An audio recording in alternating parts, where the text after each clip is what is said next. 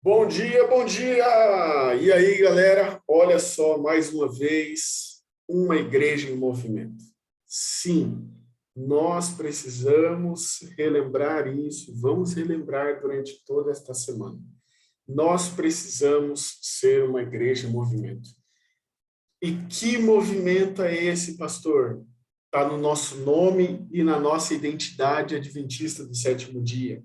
Aquele que prega o advento. E o que é o advento, pastor? A volta de Jesus. Bom, isso é a nossa identidade, é isso que nós, cristãos adventistas do sétimo dia, deveríamos buscar fazer todos os dias. Bom, vamos lá então, né?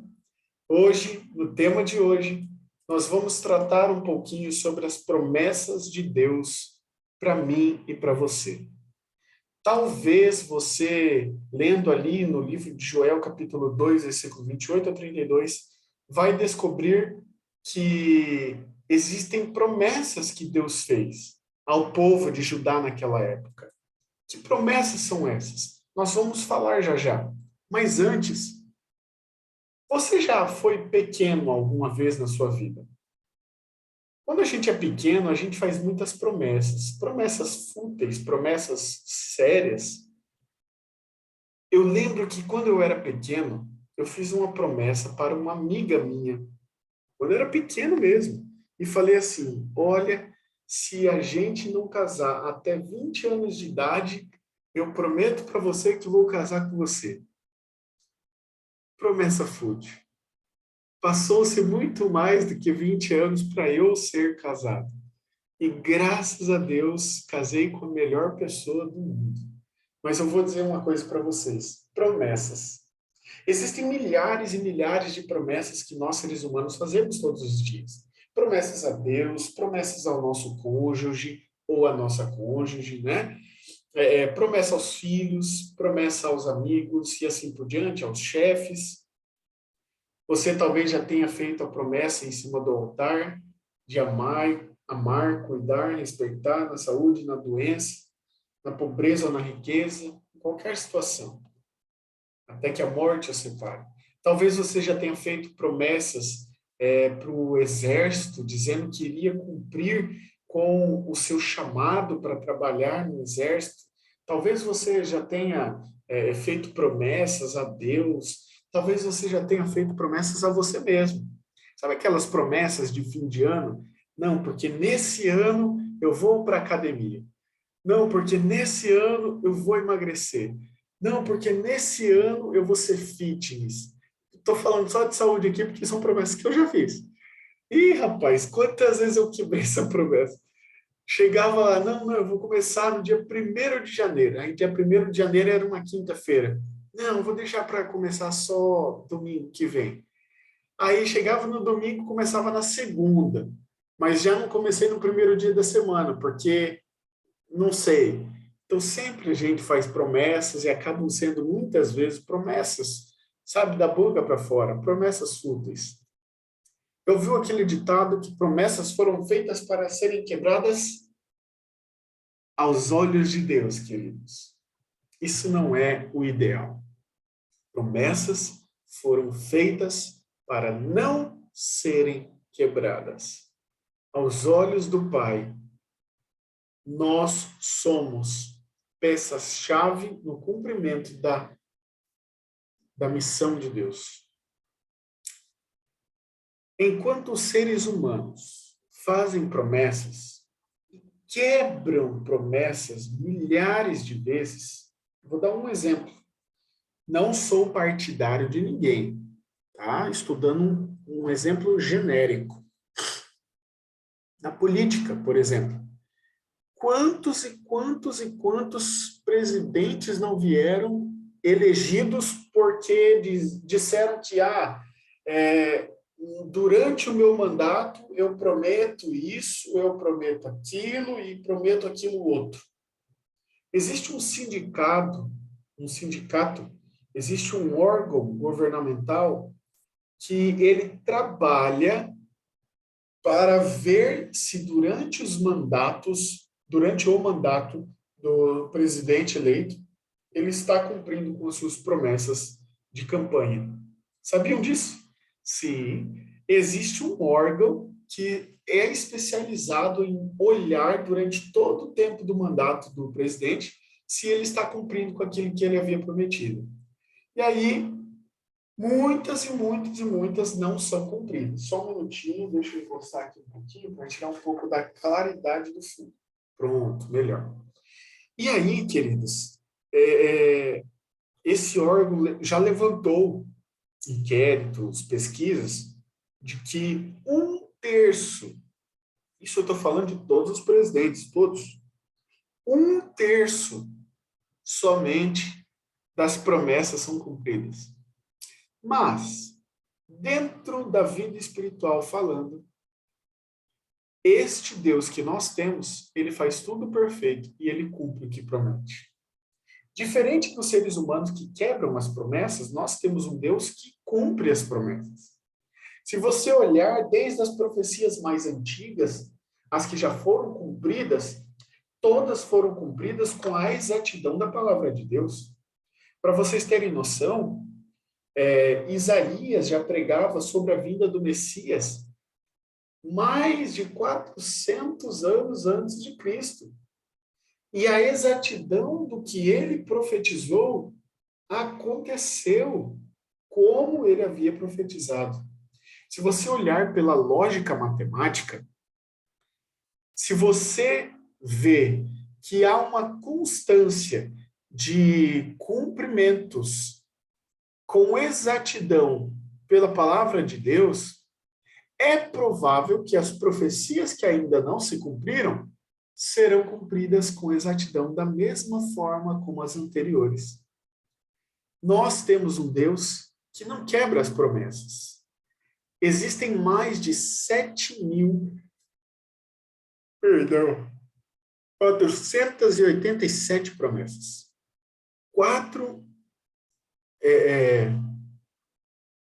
7.487 promessas. São milhares e milhares de promessas, somente no livro de Salmos, por exemplo. Se você olhar até Salmo 23 tem promessa.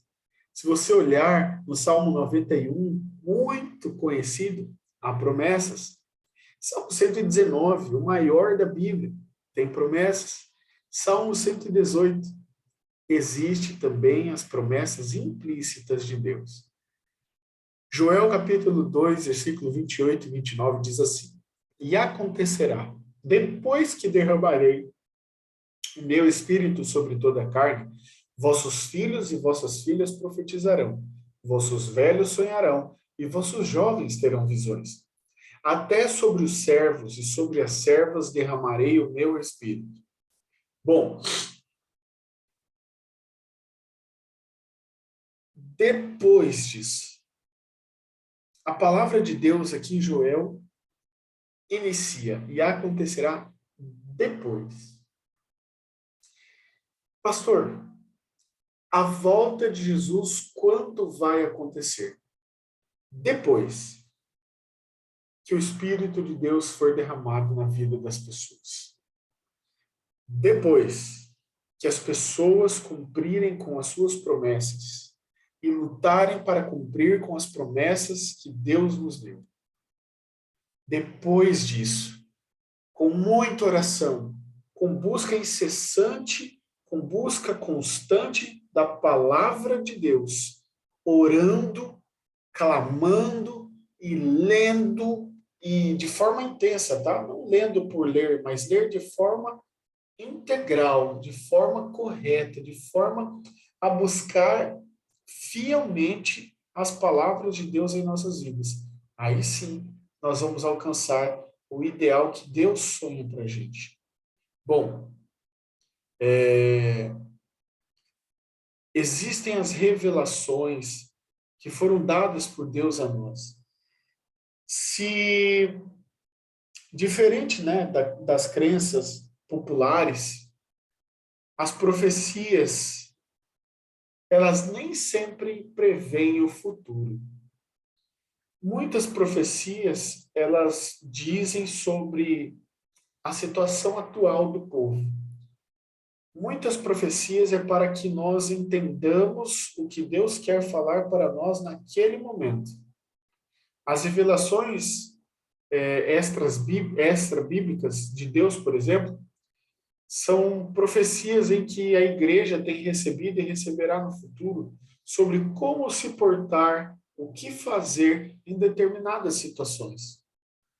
Essas profecias elas servem como uma autenticidade da palavra de Deus para nós, para o cumprimento de Deus para nós. Essas profecias, elas também devem ser aplicadas em nossa realidade. E nós devemos explicar e confirmá-la de todas as formas, pedagogicamente falando. Se alguém não entendeu uma profecia que Deus já nos deu, que nós expliquemos de outra forma, e de outra forma, e de outra forma, até que essa pessoa entenda o derramamento do Espírito Santo. Bom, se uma profecia, ela contradiz, me perdoe, se uma profecia, ela contradiz a Bíblia em algum ponto, ou se ela propõe a corrigir a palavra de Deus, é uma falsa profecia. Não é uma profecia real. Uma vez que a profecia é estipulada, ela deve ser cumprida com exatidão da sua palavra. Existe uma profetisa da Igreja Adventista do Sétimo Dia, não diria da Igreja Adventista do Sétimo Dia, porque ela era batista antes. Mas a base dela, né? A base dela veio da base europeia, né? Da cristandade europeia, que veio com os protestantes para a América do Norte. Mas lá ela recebeu o dom de profecia de Deus e mesmo não tendo estudado até a faculdade, estudado só até a quarta série, ela escreveu mais de 3.000 páginas e veio a falecer em 1915, aos 87 anos. E aos 87 anos, a gente pôde ver que ao longo da história dela, muitos dos seus relatos foram sobre o amor de Deus, sobre o que Deus quer para o seu povo. Procure conhecer o que ela deixou escrito antes de julgá-la. Antes de olhar e falar assim, não, porque fulano de tal, isso. Não, porque fulano me disse uma vez que não é assim, assim, assado. Busque entender para falar. Conheça para então dizer. Ok?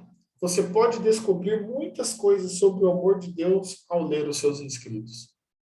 Conhecendo e experimentando a sua comunhão com Deus, nós iremos alcançar o patamar como beneficiente de Deus, tá? Seremos beneficiados por Ele, com certeza, porque Deus revelou o futuro, o presente e o passado a nós através da palavra de Deus. O Espírito, queridos, ele deve ser derramado assim como foi derramado no tempo do Pentecostes aos discípulos. Com o Espírito, os idosos sonham, fazem planos para o futuro, porque têm forças renovadas em Deus. E eles deslumbram um futuro brilhante ainda pela frente, um futuro eterno. Com o Espírito, os jovens, eles têm visão, eles têm discernimento, e apesar da falta de experiência, ainda assim, eles executam a obra de Deus com excelência.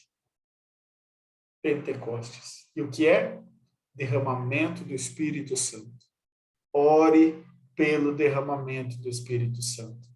Joel capítulo 2, versículo 30 a 31, diz assim: mostrarei prodígios no céu e na terra, sangue, fogo e colunas de fumaça. O sol se converterá em trevas e a lua em sangue, antes que venha o grande e terrível dia do Senhor. Durante toda a nossa vida, a gente enxerga o planeta como tendo as bênçãos de Deus, luz, né? Mas em 19 de maio de 1780, nos anais da história você encontra essa resposta. As pessoas tiveram durante um período claro do dia, à noite, uma, uma noite que não conseguiam enxergar um palmo à sua frente, de tanta escuridão. E no mesmo dia, a lua se tornou em sangue. Lembra? Olha o que Joel diz. O sol se converterá em trevas e a lua se converterá em sangue. Antes que venha o dia do Senhor. Antes. Joel capítulo 2, versículo 32 diz assim: e acontecerá que todo aquele que invocar o nome do Senhor será salvo. Porque no monte de Sião e em Jerusalém estarão os que forem salvos, como o Senhor prometeu. E entre os sobreviventes, aqueles que o Senhor chamar. Uau! Será que a gente não precisa buscar mais para entender isso? Porque todo aquele que invocar o nome do Senhor, este será salvo.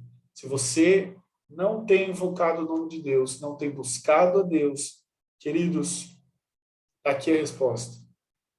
Não vai ser para você aberto as portas e as comportas do céu. A graça ainda existe, ainda há tempo. Busque a Deus incessantemente. Faça a sua parte como servo do Senhor. Ame a Deus sobre todas as coisas e ao próximo como a ti mesmo. Ellen White fala que um prato de sopa que é dado com amor e aquela pessoa que o recebeu se enxergou através do seu olhar, Jesus. Se ela enxergou o amor que ela nunca tinha sentido por alguém antes, e ela vai atrás deste amor, ela vai encontrar Deus, ela vai ter a vida transformada. Eu vou dizer uma coisa para vocês, queridos. Quando esta pessoa que deu o prato de sopa for para o céu, ela vai se encontrar com aquela pessoa para quem ela deu a sopa. Ela vai chegar, a pessoa não vai reconhecer, e ela vai falar assim: você foi aquela pessoa que me deu um prato de sopa. A pessoa vai olhar e vai falar assim: olha, eu não lembro, eu não tenho ciência de quem era você, mas a pessoa que recebeu o prato de sopa pode estar no céu por sua causa, porque o prato de sopa foi dado com amor. Talvez você tenha que oferecer uma roupa, talvez você tenha que oferecer a sua casa para que a pessoa tenha um abrigo, talvez você tenha que recebê-la com, sabe, com muito amor, muito carinho, dando a ela tudo, suprindo as necessidades básicas dessa pessoa. Indo na casa dela, suprindo com produtos de higiene e assim por diante. Você entendeu? Mas o amor que nós oferecemos às pessoas pode ser o fator decisivo para que nós encontremos ela no céu. 3 promessas de Deus para mim e para você. A primeira, o Espírito Santo. Devemos buscar que Deus cumpra em nossas vidas o derramamento do Espírito Santo. A segunda coisa é buscar para que incessantemente abreviemos a volta de Jesus. Somente então, com o derramamento do Espírito e a volta de Jesus, alcançaremos a salvação eterna. Que Deus possa abençoar você, queridos, no dia de hoje. Que você sinta que no dia de hoje Deus está guiando os seus passos. Que você possa entender que as promessas de Deus já foram escritas na palavra dele. Que a única coisa que falta é você. A única coisa que falta é buscarmos a palavra de Deus. Engolirmos a palavra de Deus, comer a palavra de Deus. Tudo no sentido figurado estou falando, mas, queridos, uma coisa literal é: precisamos de Jesus. Não do Jesus que pregam, Jesus ama incondicionalmente, você pode fazer o que for que Jesus vai continuar te amando. Sim, ele vai continuar te amando porque ele é um pai que ama o seu filho, independente do que o filho faz. Mas não, Deus espera que através da palavra dele nós mudemos as nossas atitudes, que nós mudemos a nossa vida, que mudemos o nosso coração, para que alcancemos a santificação do Pai. E essa santificação já nos foi oferecida diariamente através do sacrifício de Jesus por mim e por você. E eu convido você hoje a orar incessantemente para que Deus possa aceitá-lo como sacrifício vivo. Sim, porque nós devemos oferecer um sacrifício diário a Deus, através do culto racional, através da meditação da palavra de Deus, da leitura da palavra de Deus, porque sem lermos a palavra de Deus, como que o Espírito Santo vai trabalhar na nossa vida? Como que o Espírito Santo vai ser derramado na igreja, para que a igreja se torne uma igreja em movimento? De que forma, se não o Espírito Santo?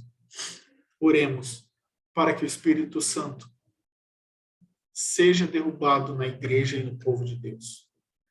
Feche seus olhos.